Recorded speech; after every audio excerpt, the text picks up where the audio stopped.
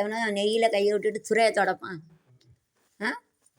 60,000 அவனை வச்சு 4 பேர் திங்கான். ஒருத்தன் எண்ணெய் ஆட்டுதானா பூன்னு ஒருத்தன் எண்ணெய் ஆட்டுதான்னு ஒரு ஆள் சொல்லுது. எங்கள் ஒரு ஆள் நல்லா திங்க எண்ணெயை தோட்டத்துக்கு வரக்கூடாது. நான் இளைய பெருமாள் தானே பிறந்தேன். எங்கள் அப்பா 8 லட்சம் கொடுத்தாரு தோட்டத்துக்கு. கேளு 20 லட்சம் தோட்டத்தை என் தம்பி 12 லட்சத்துக்கு வாங்கினான்.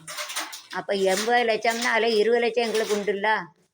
எல்லாம் 5 கோடி எழுதி வாங்கிட்டேன். சாவையில் பாவம் முடிக்கும். நானே என் தங்கச்சியை ரொம்ப கஷ்டப்படாதான்டா. பைசா இல்லைன்னா ரொம்ப கஷ்டம்தான். பைசா இருக்கணுக்கு தான் மதிப்பு.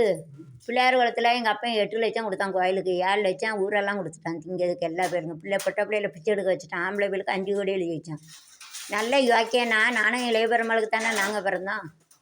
ஒன்றைய போல் மூளை இல்லைல்ல. 10 வயல் இருக்குது, 10 வீடு, 8 லட்சம் தோட்டம்னா 80 லட்சம் எங்கள் அப்பா அம்மா கொடுத்தான். மற்றதை அவன் போட்டு எடுத்தான். மீதி 12 லட்சம். இப்போ 30 லட்சம் எடுத்திருக்கான். நான் போவையில் நொறுங்கி விழுந்து சாவேன். வேலைக்காரியை வச்சு நம்மளை மிரட்டுதாங்க. வேலைக்காரிக்கு 10,000 பீடி சுற்றிக்கிட்டு இருக்கா. காலில் புண்ணு பொருள். எங்கள் அம்மாவே காப்பி போடுது, எங்கள் அம்மாவே சோறு புண்ணுது. அப்போ வேலைக்காரி அறுக்கா பெருசாலும் இங்கே வந்து கிடக்கலாம்.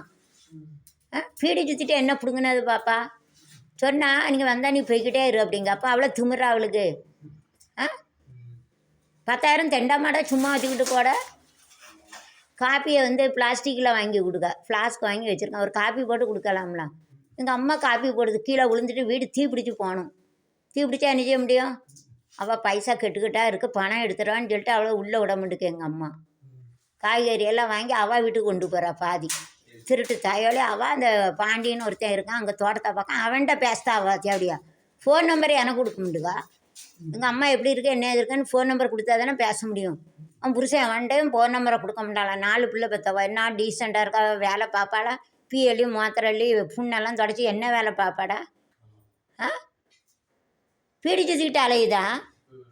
கீழே விழுந்துட்டுனா என்னடா செம்மிட்ட? காலில் புண்ணு இருக்குது.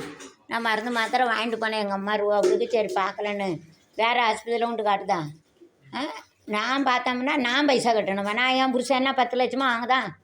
புருஷன் 10 லட்சம் வாங்குதாரா? நான் அழுது எங்கள் அம்மா என்னை கட்டி கொடுத்தா 7 கோடி 1 லட்சம் வாங்குதா கை. இன்றைக்கி நான் பிச்சை எடுக்க அளவுக்கு அவள் தான் ஆக்கி விட்டா.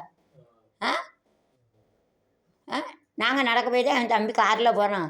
நாங்கள் பிச்சை எடுக்க எனக்கு பிச்சைக்காரன்னு கெட்ட போய் தான் அவன் கோடீஸ்வரனாக இருக்கான். அது கல் வச்சு அடைப்போம். மேலே பூசிட்டு ஏடா மேலே பூசிட்டு அடைப்போம். இப்போ எல்லா கேப்பையும் அடைச்சிட்டாடா. அது வேண்டாம். அது இங்கே அடைக்கல அடைச்சிக்கிடும். இங்கே இருக்குல்ல செங்கல் வரும்ல. செங்கல் அந்த சிமெண்டங்க எடுத்துகிட்டு வா. அந்த சிமெண்டை காலி பண்ணிட்ட. அது ஏன் இங்கே தூக்கிட்டு வந்த?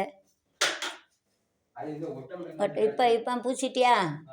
சரி மேலே வீடு பூசிட்டியா? சரி வா பேச்சே குறைவா. இதெல்லாம் பூசியாச்சு வா. இந்த வீட்டை பூசிட்டியாடா? ஏன்னா இதை பூசுங்க வா. இந்த செவரை மட்டும் விட்டுட்டு மற்ற இந்த கேப்பை முடிஞ்சிடும். போதும். இந்த கம்பை இப்போ வெளியே எடுத்து வச்சு அங்கே எப்படிடா?